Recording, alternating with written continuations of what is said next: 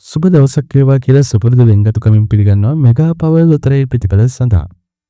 වාසනාවන්ත mega power 2025 November 11 අඟහරුවාදා දවස. අඟහරුවාදා දවසේ මෙගා පවර් වාරය 2358. මේ බලන්න හිතවතුනි අද දිනේ ඔබට දිනා ගැනීමට ගෙනහැලා තියෙන චැනල් 1,16,74 ඉක්මවනවා. ලක්ෂ 1,674ක් ඉක්මවන මෙගා පවර් සුපිරි චැනල් ඔබේ කර ගැනීම.